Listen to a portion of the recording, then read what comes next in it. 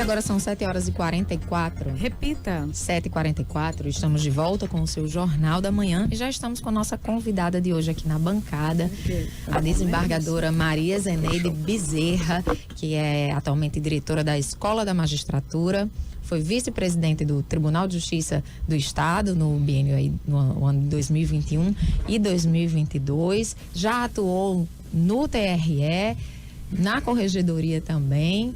E tem vários trabalhos, está à frente de um núcleo de vários projetos aí socioambientais. Seja muito bem-vinda, desembargadora. Vamos começar conversando aí como é que é esse pique. A senhora é um ícone, Túlio, no judiciário, porque ela trouxe muito esse lado de aproximação do judiciário com o povo, com a população, principalmente nas regiões mais longe, né, do estado, levando vários serviços aí do judiciário. Bom dia, estou muito feliz de estar aqui com vocês e a gente poder possibilitar as pessoas para saberem o que é o Tribunal de Justiça, o que ele faz, não só em termos de decisões, que é uma obrigação nossa como juiz, mas principalmente com esse olhar social que a gente, aliás, o tribunal tem tido há muitos anos, né? Nós lá até em Touros, em 1980, a gente já começou, tem Fátima Soares com esse olhar, tem Lena Rocha e muitos outros juízes que hoje já estão trabalhando esse lado social. E tem aquela questão que já que Patrícia falou sobre essa aproximação, tem um projeto também, Justiça na Praça. O Justiça na Praça nasceu até com Oswaldo, desembargador Oswaldo Cruz, há muito tempo. Depois ele foi institucionalizado. E eu me lembro que a Patrícia estava no TJ realmente quando a gente começou a vender o peixe. Como a gente diz lá no interior. E aí a gente sentia uma interrogação, principalmente nós, desembargadores. E aí nós fizemos um primeiro evento desse importe na frente do tribunal ali na Praça 7 de Setembro. E dali a gente conseguiu com que as pessoas acreditassem no projeto. Porque toda essa visão social que o Tribunal de Justiça tem uma única finalidade. É aproximar, é deixar essas amarras que todo mundo tem, medo do Tribunal de Justiça, todo mundo tem, do tribunal, do judiciário no geral. E inclusive ter medo de ir falar com o juiz. E um desembargador, então, chegar na rua para conversar com o povo. Pois é. Uma vez eu vi a palestra da ministra Carmen Lúcia, que quando ela era da OAB e com Heriberto lá na OAB Federal, e ela disse, não, o juiz toma posse como juiz, mas depois é o próprio Deus, né?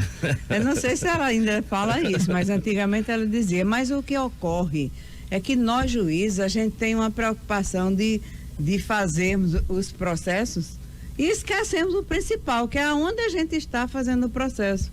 Então, qual foi a primeira pessoa que me deu esse olhar? Um senhorzinho de Touros, que quando eu tomei posse a gente saía muito cedo e eu passava na feira, nas terças-feiras, que ainda hoje é. E eu lá, o rapaz vendendo macaxeira, batata, um homem comum do povo. E eu perguntei a ele se já tinha conhecido o juiz, e ele fez o sinal da cruz. E eu disse, meu Deus, como a gente está longe. Não tá bom, não. Não tá, é um horror. Então, como é que, às vezes até eu brinco, eu digo, meu Deus, quando a gente chega num canto, ninguém nem tá aí, a não ser que diga, não, o juiz vem aqui, mas se a gente não disser, a gente chega calado e sai calado. Se chegar um vereador, um deputado, um parlamentar, meu Deus, todo mundo se levanta, todo mundo vai. Agora, qual é a grande diferença disso? É exatamente essa aproximação que nós não temos. Nós não tínhamos. Nós, desde que a gente começou a trabalhar efetivamente no NAPES, que é o Núcleo de Ações e Programas Socioambientais, a gente está vendo a diferença. Tanto que muitos juízes hoje, Felipe Barros está aqui, Marco Vinícius está lá em Currais Novos, Luiz Cândido e outros que trabalham assim ardentemente pela sociedade e sem esquecer a sua obrigação funcional.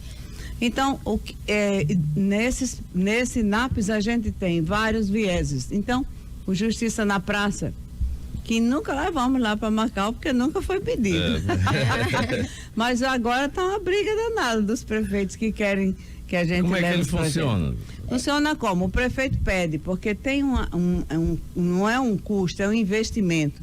Geralmente as prefeituras já têm aquilo, a maior parte. E aí pede, a gente marca um dia e leva os serviços, os servidores, os juízes e os desembargadores. Então é uma diferença enorme você saber que o tribunal está saindo da sua sede para ir para uma praça pública como os gregos faziam. Então ali tem tudo. Quantas experiências, Fran, que é jornalista, vocês conhecem, tem inúmeras experiências a dizer da benesse que o tribunal leva em todos os lugares que passou. Em Ceará-Mirim, em Patu, a gente teve um caso de ter um avô, um pai, um filho, uns netos, ninguém tinha o registro de nascimento. Coisa básica, né? E quando aquele homem estava com o registro, vocês precisam ver a alegria, chorando, dizendo, agora eu posso ir cumprir a minha promessa lá no Padre Cício.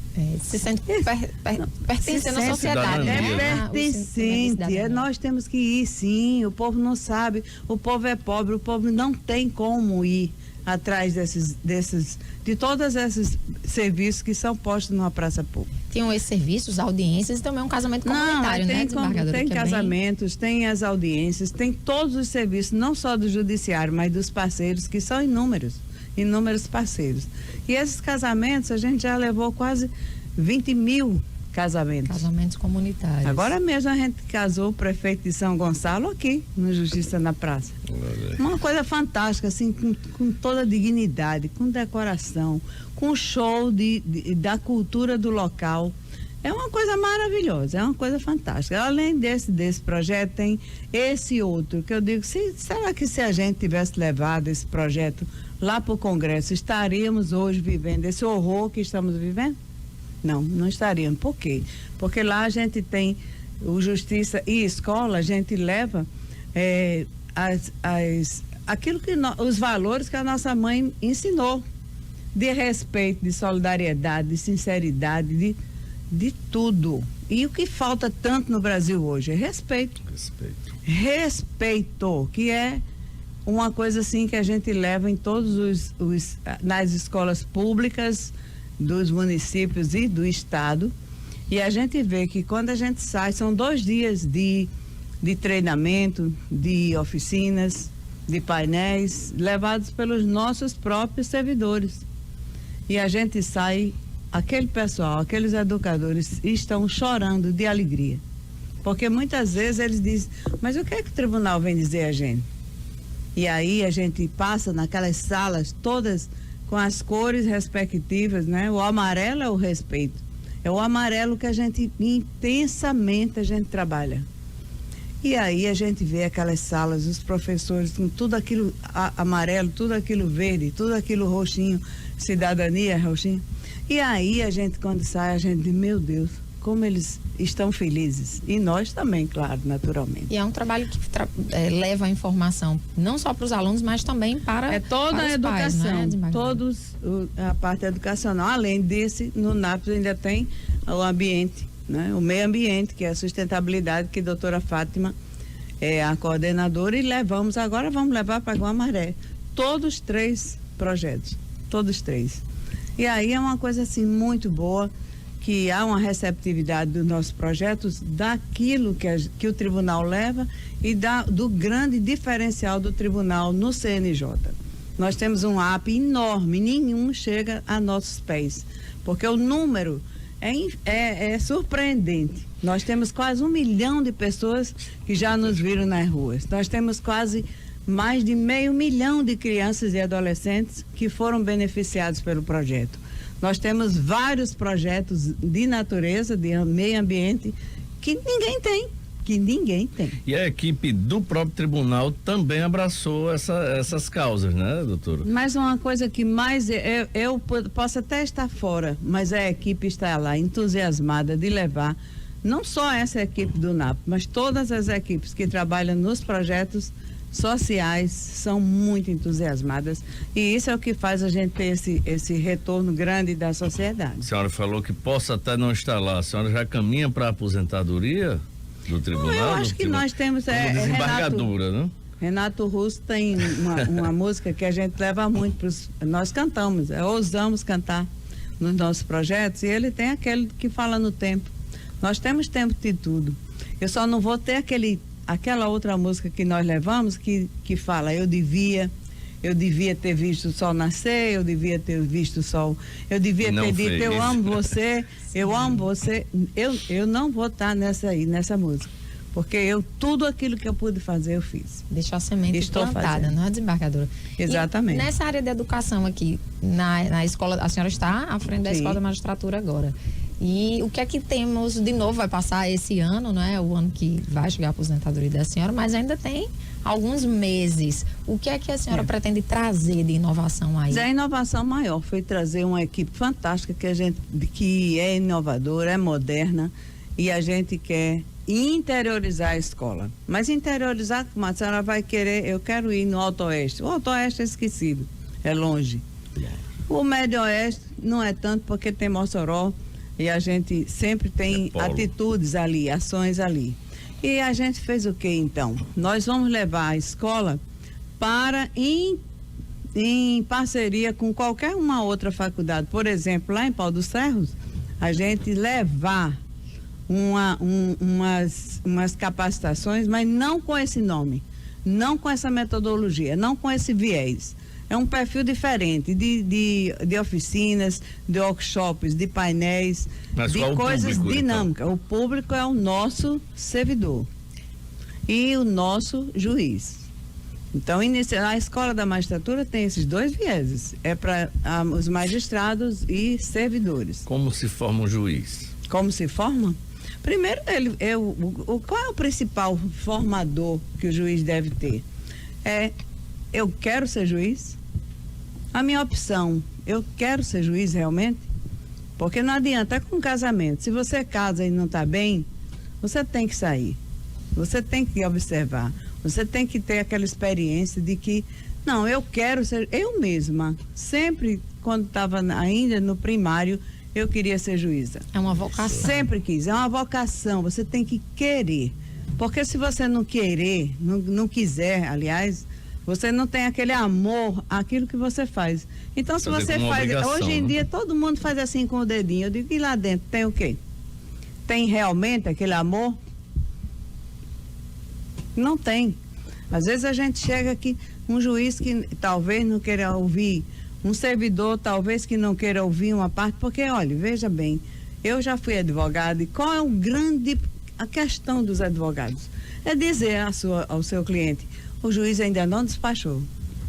Mas o senhor não foi atrás? Não, fui, mas o juiz ainda não despachou. Não tem Isso prazo. É um horror. Isso é um horror para ele que é advogado e principalmente para o jurisdicionado. Né? Agora, eu sempre me preocupei em celeridade. E nós deixamos a vice-presidência nós recebemos quase 3 mil processos.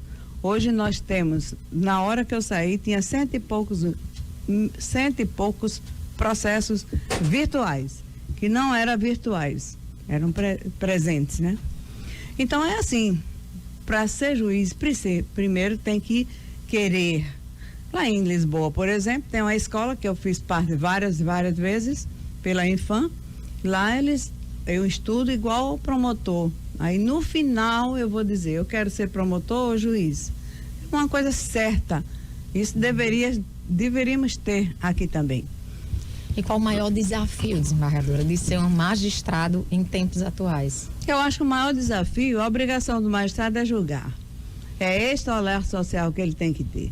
Não, é o maior desafio. É ir lá em Saramirim, por exemplo, procurar o executivo, legislativo, as instituições todas, as escolas públicas, fazer alguma coisa que o tribunal, um juiz tem muita força, muita força. Em todas as comarcas que eu passei, a gente fez tudo o que quis, tudo. Doutora, se fala muito na parte política da solidão do poder. Ex-presidentes da República sempre falam isso, que ele está com toda a multidão, com tudo ao seu redor, com todo o poder, mas na hora de decidir termina sendo só ele. O juiz tem essa solidão também da decisão, porque a decisão dele vai agradar um lado e desagradar outro. Sempre é assim, né? Sempre é assim, mas isso faz parte do jogo, né? Eu nunca tive solidão, porque eu sempre tenho, quando eu vou julgar, eu peço a Deus que me inspire para me dar justiça. Me faça eu fazer justiça. E eu nunca me sinto só, eu acho que Deus está ali comigo, me orientando. Nós temos grandes teóricos que a gente segue, né? Mas a maior teoria minha é a do povo. Eu não vou buscar, eu sempre digo, eu nunca vou atrás de juiz que tem pós, que tem mestrado, que tem doutorado, pós-doutorado. Aquele juiz que nunca, não, é somente uma graduação que o fez chegar ali. Ele vai lá para o povo, ele realmente compreende aquele pessoal, a sociedade onde ele está inserido. Nós temos muitos juízes, exemplos aqui no Rio Grande do Norte, de juízes que fazem o seu papel de juiz, mas vai lá no povo, ajuda, faz, acontece. Eu fico muito encantada com isso. Isso é que faz o grande diferencial de um juiz moderno. A senhora também foi juíza, no caso, do Tribunal Regional Eleitoral, né? Chegou a ser presidente, né? Cheguei. Há diferenças em relação, logicamente que há diferenças do ponto de vista de conteúdo, mas em relação aos processos e às figuras envolvidas, há grandes diferenças do julgamento no Judiciário Normal e o TRE? Não, eu não acho não. Acho que como o Tribunal Regional Eleitoral ele tem aquela só visão eleitoral, aquele público é aquele, que tem que ser aquele, não pode ser outro. Né? Mas é tudo igual. Eu acho que uma das coisas boas que o processo eleitoral tem é a celeridade processual. Os prazos são e diferentes. por que não fazem isso no geral? No geral? Eu fico assim, por que não? Por que não? Vamos ver se o povo ainda pensa nisso, para poder as pessoas não ficarem com aquela interrogação quando sai meu processo, perturbando os advogados, com ansiedade, adoecendo inclusive quando chegam aquelas decisões e aquela espera atormenta qualquer jurisdicionado. Doutora, a senhora falou aí sobre essa questão do juiz ir ao encontro do povo e tal. Há aqueles que dizem que o juiz deve falar somente nos autos. E agora a gente está vendo aí muitos ministros do Supremo que, se o juiz já era distante, né, já existia esse pedestal, imagina um ministro do Supremo. E hoje os ministros do Supremo estão falando fora dos autos, dão entrevistas, circulam, são aplaudidos, são hostilizados. Como é que a senhora vê esse novo momento do judiciário hoje? Olha, se você me perguntasse assim, fizesse uma pergunta característica da minha profissão, eu diria, não, eu não vou responder. Eu acho que nós somos cidadãos, nós pagamos nossos impostos, nós podemos ter a liberdade de dizer alguma coisa sobre qualquer assunto. Mas tem assuntos que eu acho que um juiz não pode estar entrando. É inadequado. É inadequado. Você é um juiz. Você tem, claro, a gente tem aí essas redes que eu nem sei quem é quem fala, quem não fala. Não me interessa. Eu sei que eu não falo em determinados assuntos. Claro, ótimo. Eu tenho meus pensares a respeito de muitas coisas. Mas se esses pensares, alguém pergunta sobre coisa específica de minha decisão, nem penso que eu dou retorno. Aí já é uma... Não. Eu acho que exatamente. Isso. Como é que eu vou julgar alguma coisa se eu cheguei aqui, a rede, a 8909, e falei sobre aquele assunto que eu vou julgar? Como? Contaminou, né? Claro, sim, é óbvio. Então, o meu parâmetro, eu sou moderna, eu sou inovadora, sim, sou. Mas em assuntos que dizem respeito àqueles assuntos que eu vou decidir, eu não vou falar. A senhora falou aqui na questão... Aí sim vem a história de falo nos áudios, que é antigo, mas não existe. A senhora falou aqui sobre respeito. Como é que a senhora vê hoje esse clima de radicalismo, de polarização, que terminou provocando essa situação em que um ministro do Supremo não pode estar no restaurante, que o que discorda da atuação dele ou de uma decisão dele termina hostilizando a presença dele ali? Eu acho que isso são coisas que são levadas pela política, né? A política é uma coisa muito delicada. Então, esse aí é o tipo de assunto que eu também não vou falar. Eu acho que nós devemos ter respeito. A Constituição Federal já diz tudo. A Constituição Federal, todo mundo devia ter o primeiro artigo da Constituição na cabecinha. a dignidade da pessoa humana. Todos temos dignidade. Todos devemos ter respeito. E principalmente aquilo que a Constituição Federal diz, dos 3 poderes. Então vamos ter respeito, vamos levar o projeto nosso de justiça e escola para esse pessoal que não tem criar respeito, aquela formação. que faz cedo, que né? nós todos ficamos de sobressalto com o que aconteceu, achando um horror. Não só nós, o mundo inteiro achou um horror. Então, vamos ter respeito. E aí chegamos aqui. Não, viu, eu quero Túlio? perguntar aqui a doutora Zeneida aí uma última situação. A gente está vendo ela cheia de projetos, Sim, cheia de planos, e como ela bem citou aqui, ela é de vanguarda, né? E tem uma coisa que é meio incompatível com tudo isso, é a aposentadoria, né? Sim. Aposentadoria na função de desembargadora. A senhora vai se aposentar. Continua atuando depois dessa aposentadoria? Não, Como é que atuando funciona? como advogada eu não quero. Eu quero atuar nesse olhar social que eu já tenho desde 1980. Tá? Aí eu quero e já tenho vários convites de ficar assim, assado, mas eu quero fazer isso que eu gosto. Isso que eu amo fazer. E já junto do povo. Você não sabe, todas as vezes que a gente leva, por exemplo, ou Justiça na Praça, ou Justiça Escola, ou o próprio meio ambiente, que fizemos a última ação aqui em Nízia Floresta, você colhe mais do que você leva. Aprende mais do que ensina. Então eu aprendo mais, os feedbacks que vêm daquele povo humilde. Meu Deus, não tem pós-graduação, não tem um parâmetro para a gente dizer que sabedoria. Então isso tudo que eu tenho, eu acho que é porque também tive uma infância muito, muito difícil, e a gente que é mais humilde, a gente compreende as situações. E aí, não só como menina criada ali no tempo dos americanos, ali na base oeste, que ainda existe, mas assim, com o passar do tempo, que quando eu ainda estava no primário, que antigamente tinha primário, que era que eu acho certo, e depois veio o ginásio, depois veio o clássico. e eu já tinha aquela vontade, porque lá em Parnamirim tinha a juíza, doutora, hoje desembargadora Clotilde Madruga Alves Pinheiro. E eu achava aquilo uma coisa fantástica. Até o tenente Salatiel, que era o nosso vizinho, dizia: eu tenho medo dessa mulher. E eu disse: olha, se ele que é delegado, tem medo, imagine eu, pobre mortal, né? Pois é isso. Muito bem, então desejamos sucesso, né, Túlio, aos projetos que a senhora ainda há de desenvolver e tocar muito pelo judiciário mais próximo mesmo do cidadão e por uma população mais consciente também dos seus direitos e dos seus deveres também.